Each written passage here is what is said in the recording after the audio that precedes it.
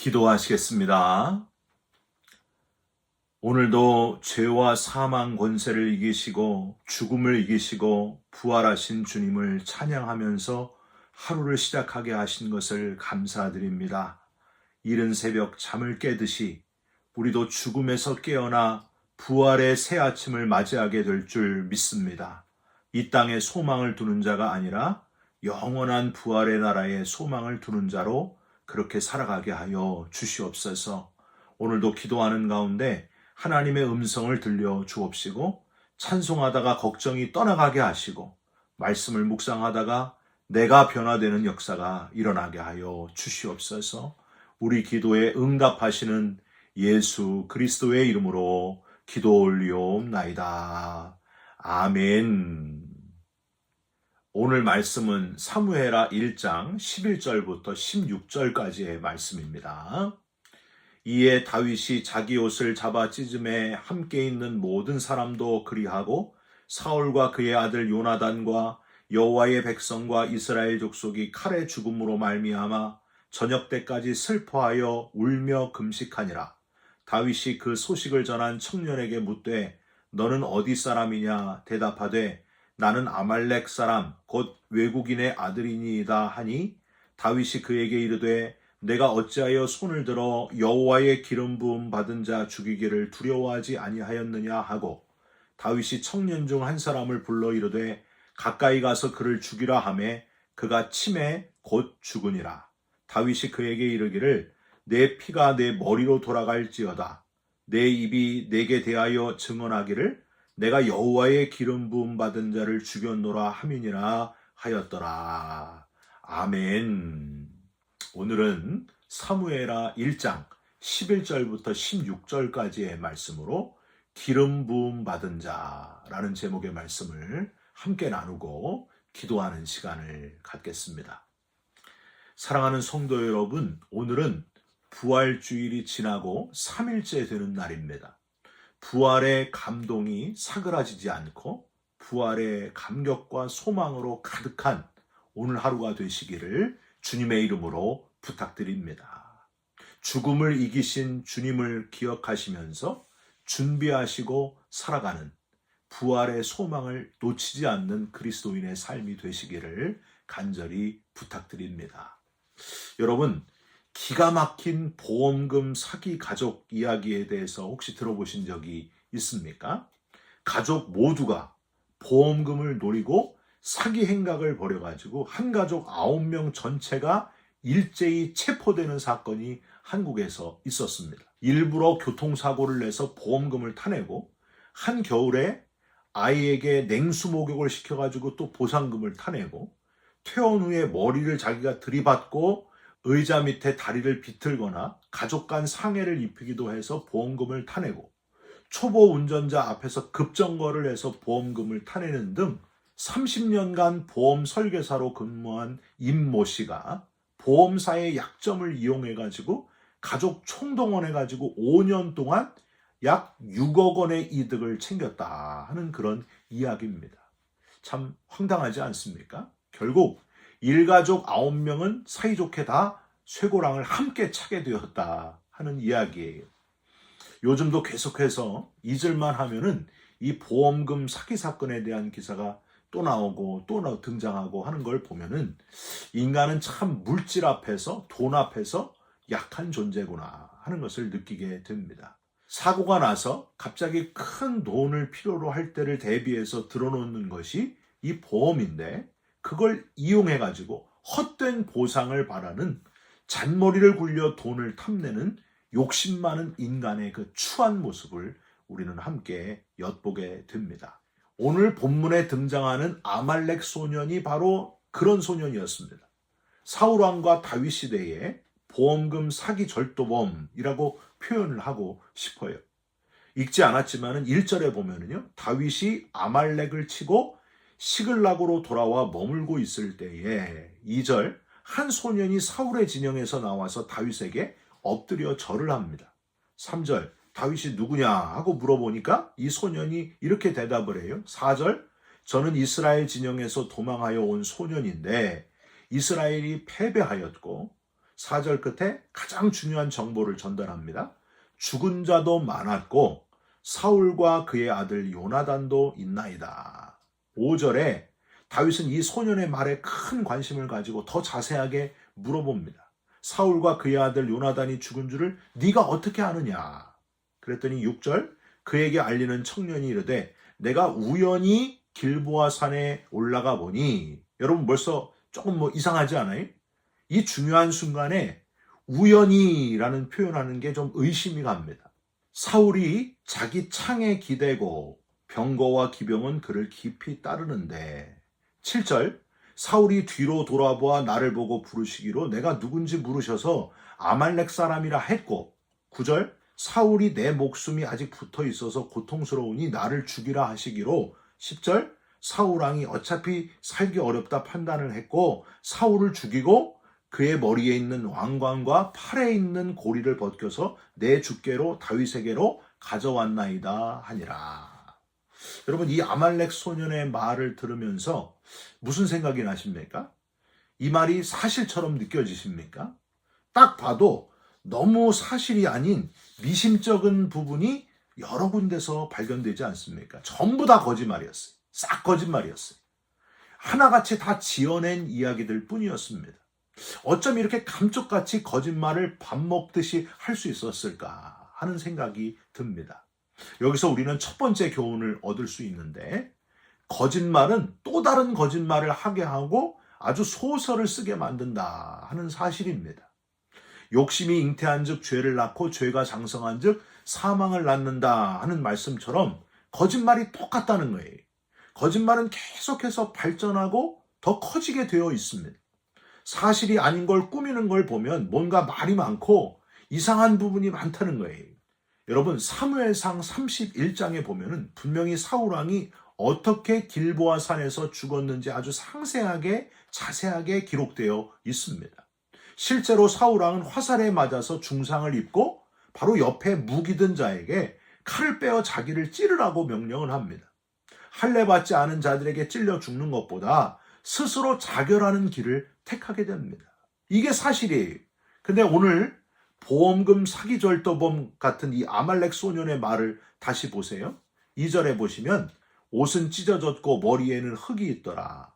분장을 했구나 하는 느낌이 듭니다. 이 소년이 이 분장을 하고 나타난 거예요. 4절에 다윗에게 보고를 할 때도 말이 많은 걸 보니까 마치 전쟁을 구경했던 것처럼 말을 하고 있습니다. 5절을 보면요, 다윗이 사울과 그의 아들 요나단이 죽은 줄을 네가 어떻게 아느냐 다시 자세하게 묻는 것만 봐도 다윗이 바로 이 소년을 의심하고 있구나 하는 걸 우리는 깨달을 수 있습니다. 6절부터 10절까지도 너무 알리바이가 길고 자세했다는 사실이에요. 그리고 마지막 10절 끝에 보면은요, 그의 머리에 있는 왕관과 팔에 있는 고리를 벗겨서 내 주께로 가져왔나이다 하니라. 여러분, 이 엄청난 전쟁터에서 죽은 사울의 왕관과 팔의 고리를 벗겨갖고 올 정신이 어디 있습니까? 여러모로 이 아말렉 소년의 말은 의심스러운 게 한두 가지가 아니었다는 거예요. 오늘 본문 15절과 16절에서 다윗은 이 소년이 거짓말하는 걸 딱 알아차리고 이 소년을 죽이라 하고 명령하게 됩니다. 다윗이 왕이 되어 평안한 때에 우리아의 아내 밧세바를 범한 걸 여러분 기억해 보십시오. 밧세바가 임신을 하니까 다윗은 임신한 사실을 숨기려고 그 남편을 전쟁터에서 일부러 불러들입니다. 그래서 집에서 자게 합니다. 원하는 대로 숨겨지지가 않으니까 결국 그 남편 우리아를 전쟁터에서 일부러 죽게 만들지 않습니까? 여러분, 이게 바로 인간의 그 추한 모습이라는 거예요. 죄를 감추려 하고 거짓을 초반에 고백하지 않으면 거짓을 또 감추려고 또 거짓말을 하고 죄를 가리려고 하다가 더 큰 죄를 저지르게 된다는 거예요. 여러분, 감기만 초반에 잡을 생각을 하지 마시고 거짓말을 아주 초반에, 죄의 모습을 초반에 잡아야 된다고 하는 겁니다. 욥이 얼마나 온전하고 악에서 떠나고 정직한 사람이었는지, 심지어 아들들이 집에서 생일잔치를 하고 나면 그 다음날 아침에 일찍 일어나가지고 자녀의 명수대로 번제를 드렸어요. 혹시 내 아들들이 죄를 범하여 마음으로 하나님을 욕되게 하였을까 하면서 하나님 앞에 경건에 이르기를 힘썼던 사람이 바로 욥이었습니다. 초반에 잡아야 된다는 거예요. 죄가 더 발전되지 않도록, 거짓이 더 큰 거짓을 만들지 않도록 여러분 초반에 잡으시기를, 초반에 하나님 앞에 엎드리시기를 주님의 이름으로 부탁드립니다. 빨리 엎드리시고 죄의 발전을 막아내시기를 간절히 부탁드립니다. 악은 모양이라도 버리라고 하셨잖아요. 선한 데는 지혜롭고 악한 데는 미련하라고 하셨습니다. 죄에 민감한, 거짓말에 민감한 살아있는 그리스도인 되시기를 주님의 이름으로 부탁드립니다. 두 번째로, 이 아말렉 소년은 이간질을 해가지고 이득을 보려 했던 아주 파렴치한 그런 인간이었다는 거예요. 4절 보시면 사울과 그의 아들 요나단도 죽었나이다 하는지라. 다윗이 지금 어떤 상태였는지, 사울과 얼마나 적대 관계에 있었는지를 이 소년은 이미 알고 있었습니다. 그래서 이걸 이용했다는 거예요. 이간질했다는 거예요. 다윗이 수년 동안 사울왕의 추격을 받아서 쫓기고 또 쫓기는 도망자였다는 사실을 잘 알고 있었던 이 소년, 10절에 아주 자신 있게 다윗의 오래된 골칫거리를 바로 제가 드디어 해결했습니다 하는 마음으로 당당하게 말하고 있는 그 아말렉 소년의 얼굴을 상상해 보시기 바랍니다. 10절, 그가 엎드러진 후에는 살 수 없는 줄을 내가 알고 그의 곁에 서서 죽이고 그의 머리에 있는 왕관과 팔에 있는 고리를 벗겨서 내 주께로 가져왔나이다 하니라. 이 소년은 아마도 다윗의 도망자의 신세를 해결해 줬으니 분명히 내가 큰 상을 받을 것이다. 다윗과 함께 세울 그 나라의 1등 공신으로 나를 삼아 주실 거다 하고 그렇게 아주 김칫국을 마셨던 것 같습니다.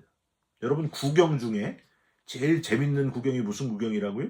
불구경하고 싸움 구경이라고 하잖아요. 그래서 사람들 간에 이간질하는 걸 즐기는 사람이 있습니다. 여러분, 성경 중에 가장 큰 돌에 맞아 죽은 사람 누구예요? 아비멜렉이라고 하는 사람. 기드온의 아들 중에 아비멜렉이라고 하는 아들이 있었습니다. 이 아비멜렉은 기드온의 아들 70명, 그 모두를 다 죽여버려요. 아들을 어떻게 70명이나 낳나. 참 기드온도 문제예요. 아비멜렉은 세겜에 가가지고 이간질을 합니다. 세겜 사람들이요, 이 70명이 이 나라를 막 다스리면 얼마나 그게 혼란스럽겠느냐. 70명보다 한 사람, 바로 내가 다스리는 게 낫지 않겠느냐 하면서 그들의 서포트를 받아서 결국에 형제 70명을 다 살인하고 지도자가 됩니다. 그런데 이 아비멜렉이 나중에 어떻게 돼요? 한 여인이 던진, 세겜에 있는 한 여인이 던진 맷돌 윗짝에 맞아가지고 세상을 떠나게 됩니다. 최초의 이간질자 누구예요? 뱀이에요. 뱀. 하나님과 아담 하와 사이를 이간질하고 귀에 듣는 것이 약한 하와를 유혹하잖아요.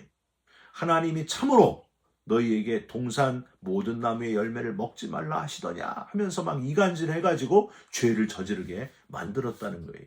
여러분, 교회에서도 속회나 선교의 어떤 모임에서 또 사회에서도 어떤 모임을 하는데 이간질하는 존재들이 있습니다. 이간질하는 사람들이 있어요. 다른 사람 볼 건 없고 내가 혹시 그런 존재가 아닌지를 돌아보시기를 바랍니다. 아비멜렉이 되지 않도록, 뱀처럼 되지 않도록, 내가 그런 죄를 짓지 않도록 조심해야 된다는 거예요. 주님은 이간질하고 나누어지고 싸운 일이 생각나거든 어떻게 해요? 가서 먼저 화해하고 와서 예배를 드리라. 그런 말씀을 하셨습니다. 마태복음 5장 23절 24절, 그러므로 예물을 제단에 드리다가 거기서 내 형제에게 원망 들을 만한 일이 있는 것이 생각나거든 예물을 제단 앞에 두고 먼저 가서 형제와 화목하고 그 후에 와서 예물을 드리라 하고 말씀하셨습니다. 이간질하고 시기 질투하고 미워하고 분내고 싸우는 우리들 사이를 한탄하시면서 하나님과 우리 사이에 죄로 인해 막혀진 담을 허시기 위해서 친히 십자가에 달려 대신 죽어주신 예수님, 중간에 하나님과 우리 사이에 막힌 담을 허시는 예수님, 하나님과 우리 인간 사이를 다시 하나 되게 하신 분이 바로 예수 그리스도셨습니다. 여러분, 세상의 기준을 따르지 말고 이간질하는 자 되지 말고 주님처럼 하나 되게 하는 사람, 화해하게 만드는 사람, 한 몸 이루게 하는 사람, 그런 역할을 감당하는 저와 여러분들이 되시기를 주님의 이름으로 부탁드립니다. 어떤 분만 가면은 아주 모임이 서로 싸우고 분열되고 그런 분이 있는가 하면, 어떤 분이 가면은 서로 안 좋았던 관계가 다 회복되는 경우가 있습니다.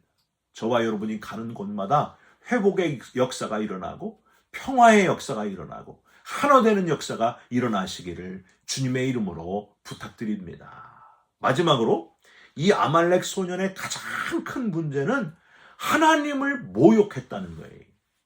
다윗은 지능적인 거짓말뿐만이 아니라 사울왕과의 사이에서 이간질해가지고 이득을 취하려는 이 아말렉 소년의 간교함보다도 더 큰 문제를 아주 정확하게 지적하고 있습니다. 오늘 본문 14절 보세요. 다윗이 그에게 이르되 내가 어찌하여 손을 들어 여호와의 기름 부음 받은 자 죽이기를 두려워하지 아니하였느냐. 16절도 보세요. 다윗이 그에게 이르기를 내 피가 내 머리로 돌아갈지어다. 여러분, 피는 생명을 의미합니다. 다윗은 사울왕을 죽일 기회가 2번이나 있었어요. 그럼에도 불구하고 다윗은 사울의 겉옷자락만 베어가지고 나오고 창과 물병만 가지고 나오면서 끝까지 사울왕의 생명에는 해를 입히지 않았습니다. 왜요? 하나님의 기름 부음 받은 자였기 때문입니다.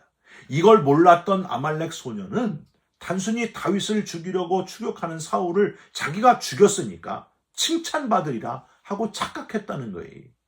이 사울을 죽이는 건 곧 사울을 왕으로 기름 부어 세우신 하나님을 모욕하는 일이었음을 깨닫지를 못했습니다. 사랑하는 성도 여러분, 하나님은 생명을 지으신 분이시고 생명의 주관자 되시고 생명을 가장 귀하게 여기시는 분이시다 하는 사실을 잊지 마시기를 주님의 이름으로 부탁드립니다. 얼마나 우리의 생명을 귀하게 여기셨으면 하나밖에 없는 독생자를 십자가에서 죽게 내어주심으로 저와 여러분의 영혼, 모든 세상 사람들의 영혼을 구원하셨겠습니까? 여러분, 이렇게 귀한 생명을 주신 분이 바로 하나님이신데 우리는 왜 그렇게 자꾸만 아말렉 소년처럼 보상, 이 땅의 보상과 물질에 그렇게 집착하고 있는지, 지금부터라도 보상 받으려는 욕심을 버리고 가장 귀한 독생자 생명을 내어주신 하나님께 보상을 해드리는 은혜 갚는 인생을 살아가시기를 주님의 이름으로 축원드립니다. 기도하겠습니다. 하나님, 우리도 알게 모르게 거짓말을 많이 하는 아말렉 소년과 같이 살고 있습니다. 눈에 보이는 보상에 집착해서 욕심을 이기지 못하고 살 때가 많습니다. 하나님, 우리를 변화시켜 주시옵소서. 이간질하는 걸 버리게 하시고 생명 살리기를 원하시는 하나님의 뜻을 깨달아 부활의 소식을 기회 있는 대로 부활의 소망을 열심히 전하고 증거하는 그리스도인으로 살아가게 하여 주시옵소서. 예수 그리스도의 이름으로 감사하며 기도하옵나이다. 아멘. 하늘에 계신 우리 아버지여, 이름이 거룩히 여김을 받으시오며 나라가 임하시오며 뜻이 하늘에서 이룬 것 같이 땅에서도 이루어지이다. 오늘 우리에게 일용할 양식을 주옵시고 우리가 우리에게 죄진 자를 사하여 준 것 같이 우리 죄를 사하여 주옵시고 우리를 시험에 들게 하지 마옵시고 다만 악에서 구하옵소서. 나라와 권세와 영광이 아버지께 영원히 있사옵나이다. 아멘. 사랑하는 성도 여러분, 거짓말은 계속 더 커지는 경향이 있습니다. 거짓말하는 걸 끊어버리고 또 초반에 탁 끊어버리고 이간질을 버리는, 오히려 하나 되게 만드는 참 그리스도인으로 살아가시기를 주님의 이름으로 부탁드립니다. 여러분 사랑합니다. 축복합니다. 감사합니다.